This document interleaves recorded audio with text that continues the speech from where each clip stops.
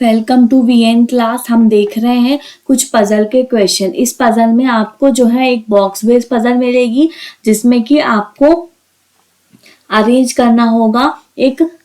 Month wise puzzle मिलेगी, उसमें आपको एक बॉक्स में अरेंज करना होगा मंथ वाइज, और जो है उनके कुछ कॉलेज और डिपार्टमेंट्स दिए हुए हैं उनको आपको अरेंज करना है। और आपका एक ट्रायंगुलर अरेंजमेंट फिर से मिलेगा आपको, तो उस ट्रायंगल अरेंजमेंट को भी आपको ही करना है। आपको पता है किस तरीके से हम पजल का सॉल्यूशन करते हैं, एक रॉ इंफॉर्मेशन के साथ। क्लियर? तो हम आते हैं अब एक क्वेश्चन पे।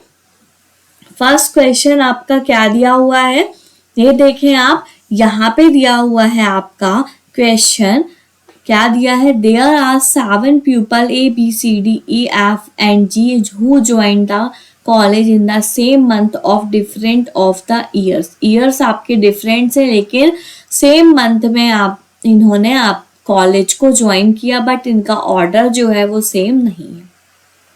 क्लियर?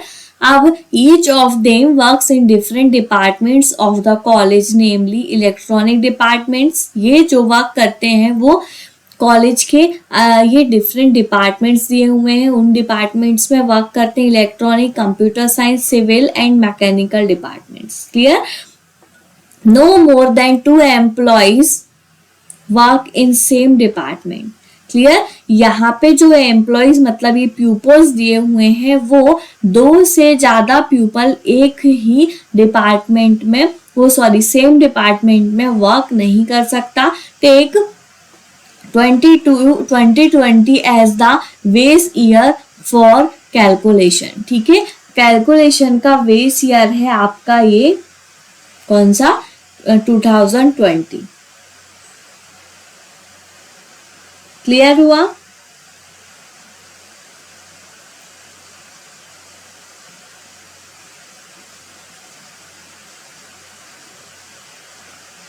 ठीक है, अब इनको जो है आप किस तरीके से अरेंज करोगे ये आप देखो। हमने पॉसिबिलिटी यहाँ पे ले लो, एक बॉक्स बना लो आप।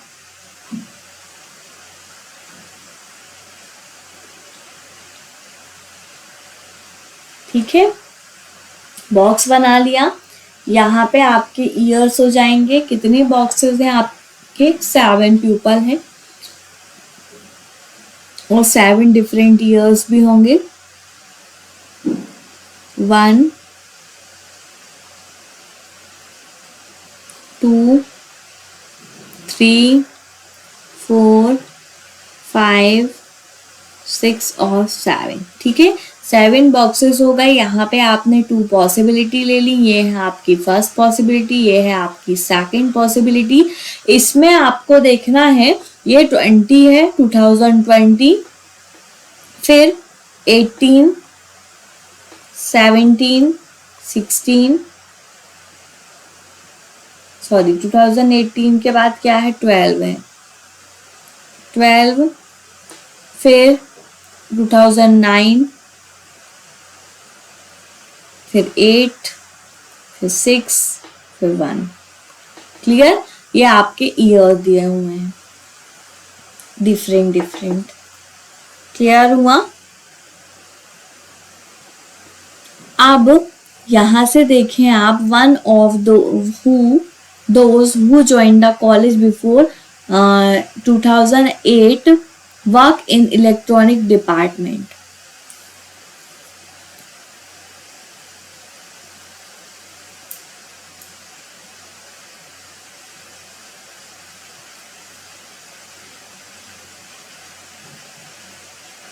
बिफोर 2008 मतलब कि आपको 2008 के पहले आपको देखना है। 2008 के पहले आपका एक जो है वो इलेक्ट्रॉनिक डिपार्टमेंट में वर्क करता है। क्लियर हुआ? तो आपका 2008 आपका ये दिया हुआ है, इसके पहले ये 2 आपके दिए हुए हैं। तो इन दोनों में आपको यहाँ या तो यहाँ इलेक्ट्रॉनिक डिपार्टमेंट हो सकता है या तो यहाँ पे इलेक्ट्रॉनिक डिपार्टमेंट हो सकता है। ठीक है, तो आप इन दोनों पॉसिबिलिटी में साथ साथ लेकर चलें। हम इस पॉसिबिलिटी में, सेकंड पॉसिबिलिटी में हम इलेक्ट्रॉनिक डिपार्टमेंट को यहाँ लेते हैं, फर्स्ट वाले केस में 2008 के पहले होना चाहिए इलेक्ट्रॉनिक डिपार्टमेंट्स, इन दोनों केस में हमने इसमें ले लिया और इसमें हमने ले लिया इसमें सेकंड में, ठीक है, 2006 में इलेक्ट्रॉनिक डिपार्टमेंट को ले लिया। क्लियर हुआ? फर्स्ट पॉइंट उसने जो भी बोला वो आपका क्लियर हो गया। अब no one join the college after B, B के बाद में कोई भी कॉलेज को ज्वाइन नहीं करता है।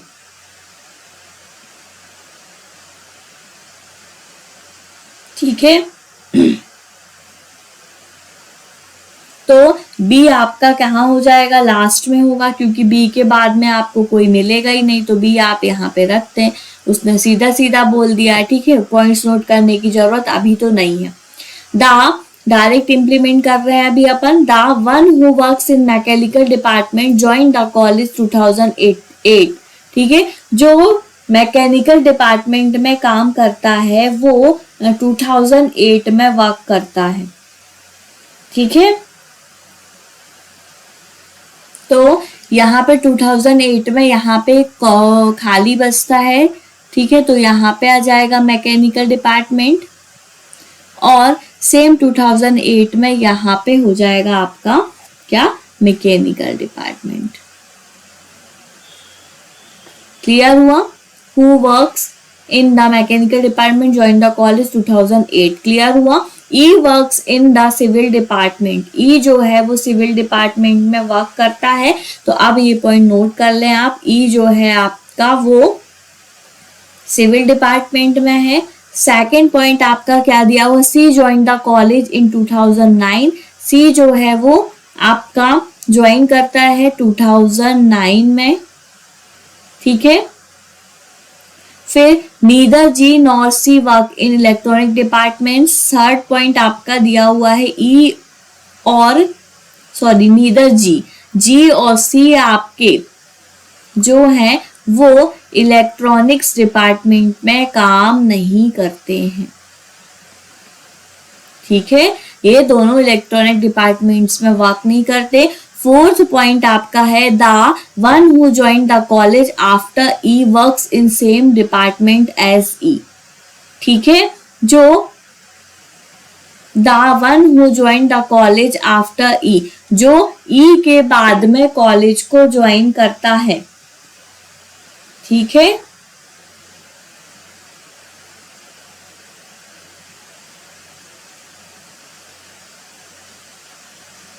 वो आपका यहाँ पे इलेक्ट्रॉनिक डिपार्टमेंट होगा। क्लियर?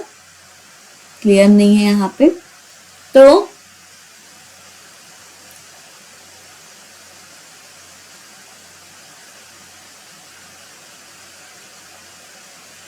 ई के बाद में जो भी ज्वाइन करता है वो आप देखो डिपार्टमेंट एज ई, तो यहाँ पे आपने देख लिया ई के बाद जो भी ज्वाइन करता है उसका डिपार्टमेंट आपका क्या होना चाहिए?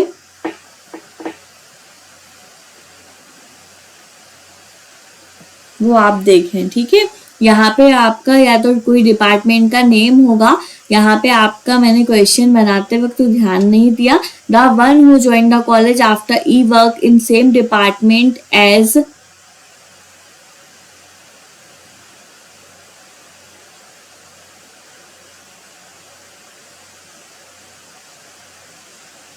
ई। ओके, ई के बाद में भी जो भी आपका करता है वो उसका डिपार्टमेंट भी सेम होगा, ये वो बोल रहा है। ठीक है, जो भी डिपार्टमेंट होगा वो सेम होगा। फिफ्थ वाला आपका क्या दिया हुआ है? F join the college in 2006 and F जो है वो 2006 में है, तो एफ आपका यहाँ पे क्लियर हो गया, एफ आपका यहाँ पे भी क्लियर हो गया 2006 में। ठीक है, and works in mechanical department, तो एफ जो है आपका वो मैकेनिकल डिपार्टमेंट में वर्क करता है, तो यहाँ पे आपका हो जाएगा मैकेनिकल डिपार्टमेंट। यहाँ पे आपने देखा कि इसमें तो आपका सही चला गया, लेकिन ये जो है आपका यहाँ पे मैकेनिकल डिपार्टमेंट आना चाहिए, जो कि नहीं आ रहा है, तो आपकी जो फर्स्ट पॉसिबिलिटी है वो रॉन्ग हो गई। क्लियर? सेकेंड पॉसिबिलिटी में ही हम आगे बढ़ते हैं। क्लियर हुआ? फिर D works in the computer science department, D जो है आपका वो कंप्यूटर साइंस डिपार्टमेंट में वर्क करता है, CS डिपार्टमेंट में। फिर join the college 8 years before B, ठीक है, 8 years बिफोर बी मतलब कि आपके बी के 8 years पहले, और वो कंप्यूटर साइंस में वर्क करता है बी के 8 years पहले। मतलब कि यहाँ पे अगर ईयर वाइज आप डिफरेंस निकालते हैं, ठीक है, ईयर वाइज डिफरेंस अगर आप यहाँ पे निकालते हैं तो इनका जो डिफरेंस होगा वो क्या होगा, इन दोनों के बीच में आपको सारे डिफरेंस निकाल के देख लें। ये जो है आपका यहाँ 0 से शुरू होगा तो यहाँ पे 2 का डिफरेंस होगा, 2 के बाद यहाँ पे 12 है, मतलब कि 8 years का, फिर 11 years का, फिर उसके बाद आपका यहाँ पे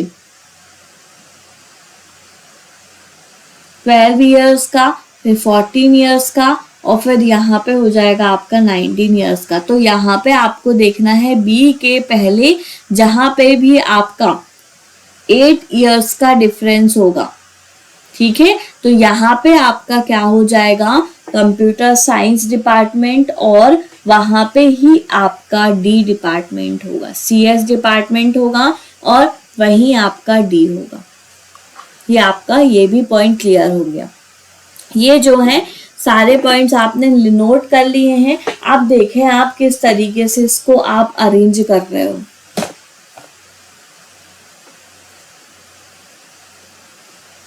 ई जो है वो सिविल डिपार्टमेंट में है, ई और सिविल 1 और 2 प्लेसेस आपके अभी खाली दिख रहे हैं जहां पे आप 2 चीजें रख सकते हो, ठीक है। सी जो है आपका वो 2009 पे होगा, सी आपका यहाँ पे हो गया 2009 आपका ये दिया हुआ है, सी आपका कंप्लीट हुआ। अब 2 चीजें हैं जो डिपार्टमेंट्स और आपके पर्सन दोनों सेम चीज है, तो यहाँ पे ही होगा क्योंकि एक ही प्लेस आपका खाली है जहां पे आप ये रख सकते हो। तो ई के पास में आपका क्या हो जाएगा, सिविल डिपार्टमेंट, और जो ई का डिपार्टमेंट है उसके नीचे भी आपका वही डिपार्टमेंट होगा। उसने यहाँ पे कहा था जो भी डिपार्टमेंट ई का होगा उसके नीचे जो भी डिपार्टमेंट है वो आपका बी का भी डिपार्टमेंट होगा। क्लियर हुआ। जी और सी जो है वो इलेक्ट्रॉनिक्स डिपार्टमेंट के नहीं है, हो गया आपका। सी जो है आपका वो इलेक्ट्रॉनिक का नहीं है, और इलेक्ट्रॉनिक का सिर्फ आपका एक ही पर्सन है इलेक्ट्रॉनिक डिपार्टमेंट का अभी तक। क्लियर हुआ।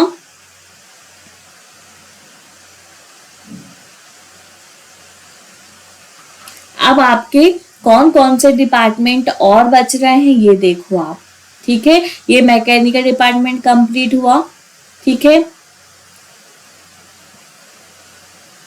इलेक्ट्रॉनिक डिपार्टमेंट आपका ये बचा है। सी जो है आपका वो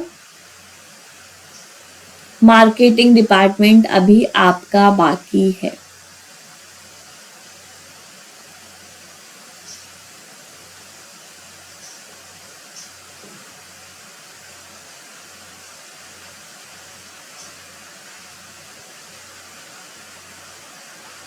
सी इलेक्ट्रॉनिक नहीं होगा तो सी यहाँ पे इलेक्ट्रॉनिक कर दो क्योंकि 2 आपके इलेक्ट्रॉनिक के चाहिए।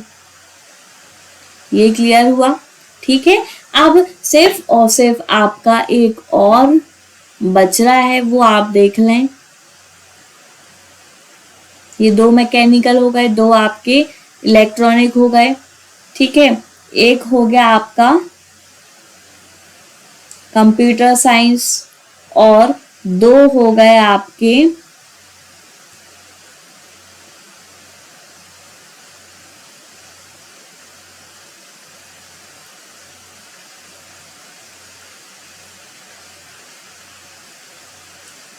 सिविल डिपार्टमेंट की।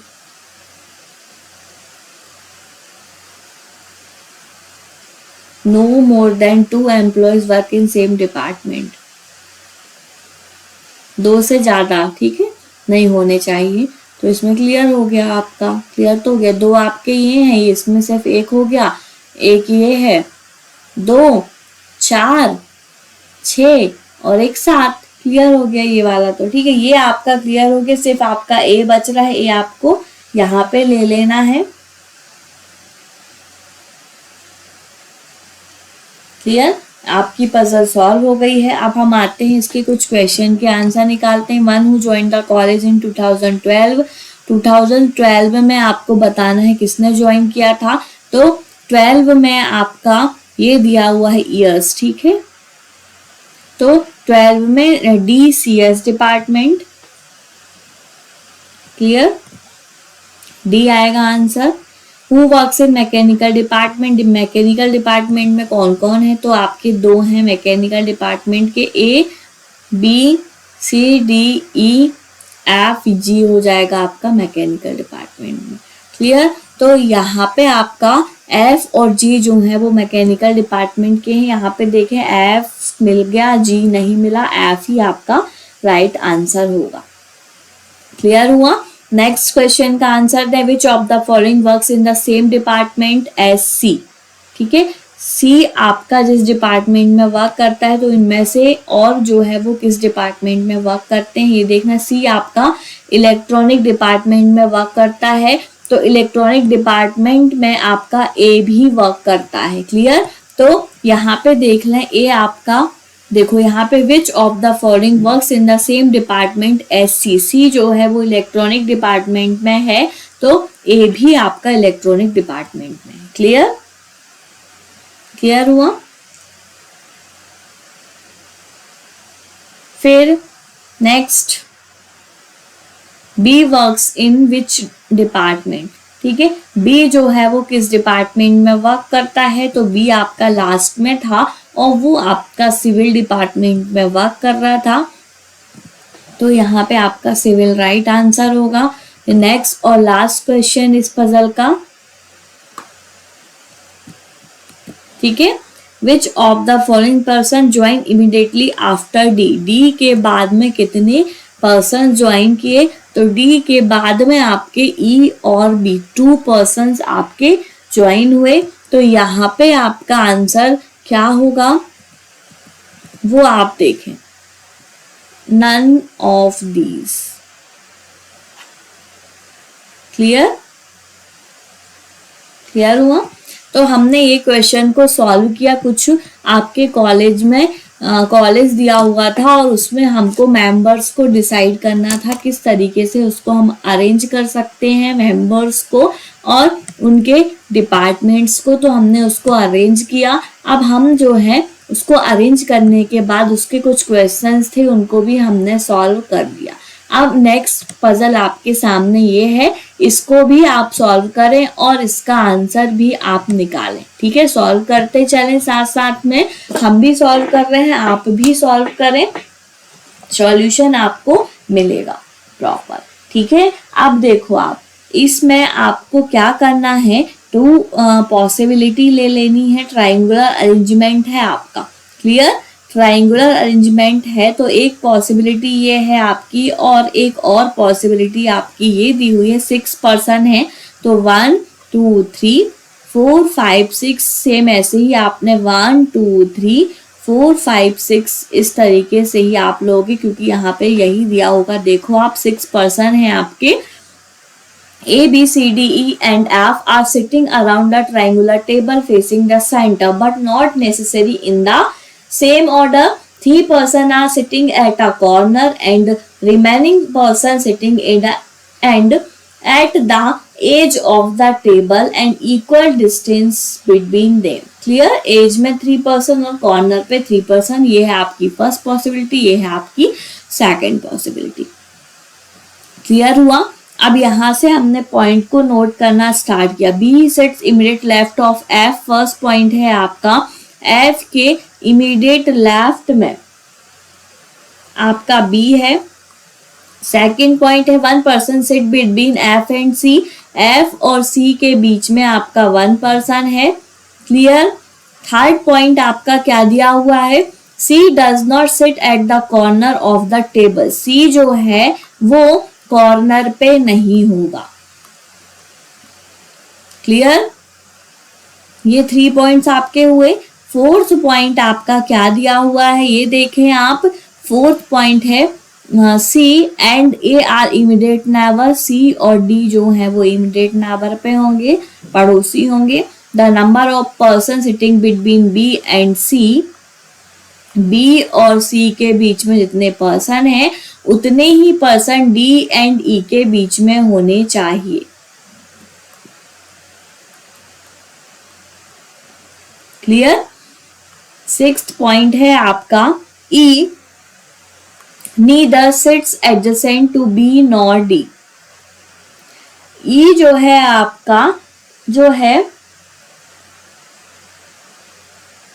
एडजेसेंट में नहीं होगा बी और डी के, ठीक है। बी और डी के एडजेसेंट में आपका ई नहीं होगा।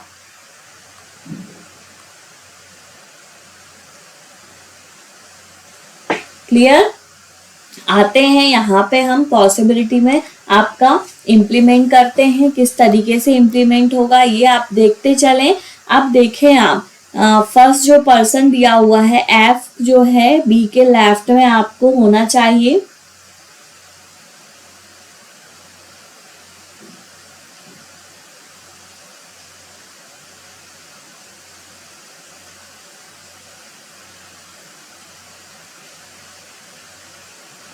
One person sit between F and C. F और सी के बीच में वन पर्सन होना चाहिए। यहां से हम स्टार्ट करते हैं, ठीक है। क्लियर। अगर आपने एफ को यहाँ पे लिया, वन पर्सन यहाँ पे हो गया सी। क्लियर। सेम यहाँ पे आपने एफ लिया, वन पर्सन यहाँ पे हो गया आपका सी। एफ एंड सी ये क्लियर हुआ। फिर नेक्स्ट पॉइंट है एफ के इमीडिएट लेफ्ट में बी होना चाहिए। एफ आपका ये दिया हो, इसका राइट ये होगा, लेफ्ट ये होगा, इमीडिएट लेफ्ट में आपका बी हो गया। ये क्लियर हुआ। एफ के इमीडिएट लेफ्ट में बी, यहाँ पे भी क्लियर हुआ। दोनों पॉसिबिलिटी साथ साथ चल रही है, ठीक है। सी आपका कॉर्नर पे नहीं है तो आपका कॉर्नर पे सी नहीं है, बिल्कुल। ये भी आपका दोनों जगह पे अभी तो सी जो है वो साइड पे ही दिया हुआ है। ये पॉइंट भी क्लियर हुआ। सी और डी के बीच में सेम नंबर ऑफ पर्सन होने चाहिए। तो सी आपका ये दिया हुआ है वन पर्सन, यहाँ पे आप डी ले लें, ठीक है। सी आपका ये दिया हुआ वन पर्सन, यहाँ पे आप डी ले लें। क्लियर। क्लियर हुआ। फिर आपने यहाँ पे देखा बी और सी के बीच में जितने पर्सन होने चाहिए उतने ही पर्सन आपके डी और ई के बीच में होने चाहिए। और बी और डी जो है वो ई के पास में नहीं होने चाहिए। तो अगर आप बी आपका ये दिया हुआ है, बी और डी यहाँ पे ई नहीं हो सकता तो ई आपका यहाँ पे ही होगा। क्लियर। बी और डी आपका ये दिया हुआ है, यहाँ तो कोई प्लेस ही नहीं बचता, इनके पास में ई नहीं होना चाहिए। डी और बी के पास में, डी के पास में यहाँ भी ई आप यहाँ लेते हो तो यहाँ होगा और यहाँ लेते हो तो यहाँ होगा, दोनों जगह पे नहीं होगा। ये आपका रॉन्ग हो गया सेकंड पॉसिबिलिटी, क्योंकि ई आपका डी के पास में हो रहा है एडजेसेंट में, जो कि उसने पहले ही क्लियर बोल दिया था नहीं होना चाहिए। सिक्स्थ पॉइंट, ठीक है। अब ई आपने यहाँ ले लिया तो ई और डी के बीच में, ई और डी के बीच में 1 2 3 3 पर्सन है, ठीक है। सी और बी के बीच में भी, सी और बी के बीच में भी आपने 1 2 3 आपके वही पर्सन है, ठीक है। तो यहाँ पे ही आपका क्या हो जाएगा, ए हो जाएगा यहाँ पे ए। अब बी और सी के बीच में देखते, बी सी 1 2, यहाँ से भी देखते हो तो 1 2 2 पर्सन है, ठीक है। डी और ई के बीच में देखो, डी और ई आपका ये दिया हुआ है 1 2, डी और ई दिया है 1 2। दोनों तरफ से अगर हम देखते हैं तो 2 2 पर्सन आपके दोनों के बीच में हो रहे थे। बिल्कुल इजी सा आपका पजल था ये। ओके, आपका ये सॉल्व हो गया ये क्वेश्चन। अब हम आते हैं इसके क्वेश्चन आंसर पे। फर्स्ट क्वेश्चन दिया हुआ है, उसका आंसर निकालें आप। फर्स्ट क्वेश्चन आपका क्या है, who among the following person sit second to the left of E. E के सेकंड लेफ्ट में बताना है आपको कौन है, तो ई के सेकंड लेफ्ट में ई आपका ये दिया हुआ है, इसका फर्स्ट सेकंड लेफ्ट आपका बी है। क्लियर, बी है, बी आपका राइट आंसर हो गया। फिर नेक्स्ट क्वेश्चन देखते हैं। 4 of the following 5 are alike in a certain way, दस from a group find the odd one which does not belong to that group. ठीक है, तो यहाँ पे देखो इसमें बताना है कि ये जो है किस इसमें से ऑड वन आउट बताना है आपको, इस ग्रुप में कौन सा नहीं है। A E the one who is immediate left of F, और B the one who sits third to left of ए।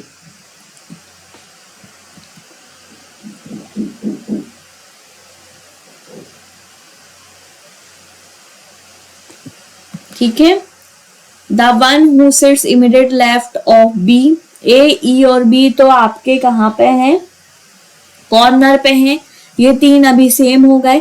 फिर the one who sits immediate left of F, F के इमीडिएट लेफ्ट में बताना है, तो एफ आपका ये दिया हुआ है, एफ के इमीडिएट लेफ्ट में बी है, वो भी आपका कॉर्नर पे है, तो आपके ये भी कॉर्नर पे हो गया। ठीक है, अब the one who sits third to left of A, A के थर्ड लेफ्ट में बताना है आपको। ए आपका ये दिया हुआ है, इसका फर्स्ट सेकंड थर्ड लेफ्ट में आपका ये है एफ, और वो आपका साइड में है। ठीक है, एज में बैठा हुआ है, बाकी आपके बी ए ई और आपका एक और जो था वो भी आपका कॉर्नर पे था, इस वजह से आपका यहाँ पे ऑड वन आउट में आपका क्या आंसर होगा, थर्ड लेफ्ट। ठीक है, ये वाला क्लियर हुआ। नेक्स्ट क्वेश्चन देखते हैं। Next question, how many person are sitting between A and E when counted from the right of E. A और ई के बीच में कितने पर्सन हैं जब हम ई से काउंट करते हैं, तो ये देखें ए और ई आपका ये दिया हुआ है, और इनके बीच में आपका ई से राइट की तरफ काउंट करना है, ओनली वन पर्सन है आपका ए और ई के बीच में, तो यहाँ पे आपका राइट आंसर क्या होगा, one. Clear? If all the person are made to sit in the alphabetical order from A in clockwise direction, then how many person are unchanged in their position excluding A? तो आपका जो है fifth में आपका क्या answer होगा,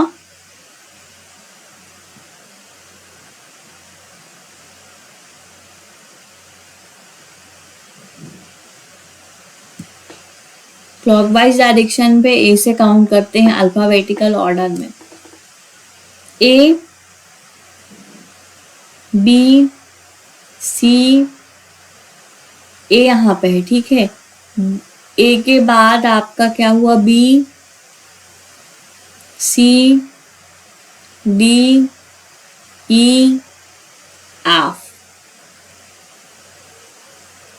तो यहाँ पे आपका जो राइट आंसर होगा वो क्या होगा, ये आप बताएं।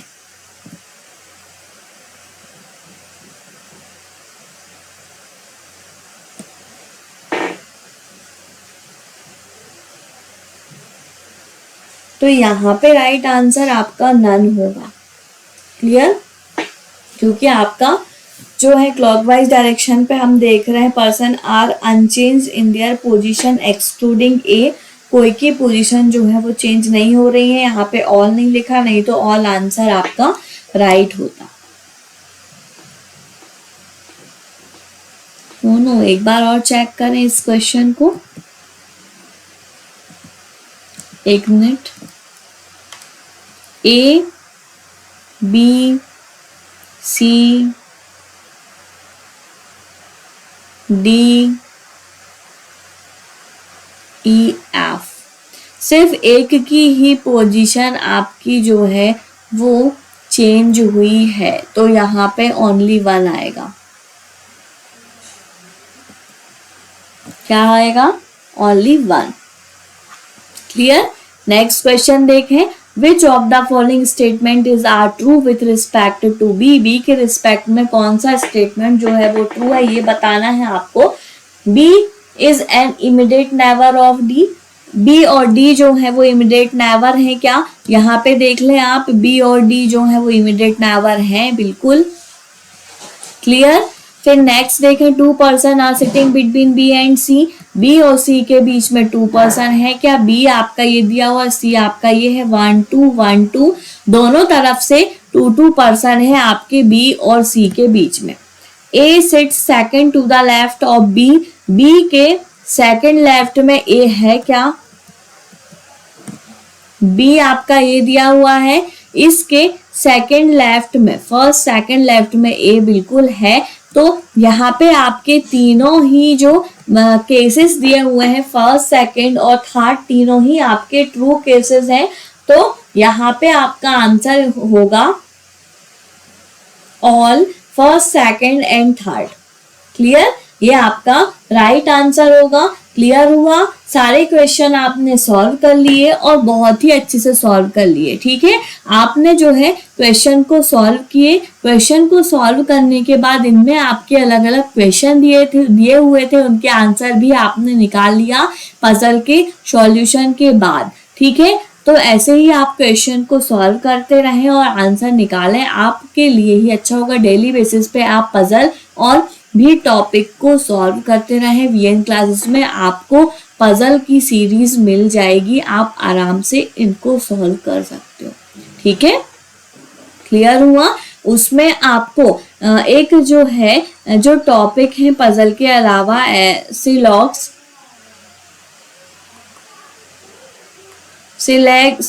हुआ, इनइक्वलिटी हुई, ठीक है, कोडिंग डिकोडिंग हुआ, ठीक है। फिर आपका क्या हुआ, इन तीनों के बाद ब्लड रिलेशन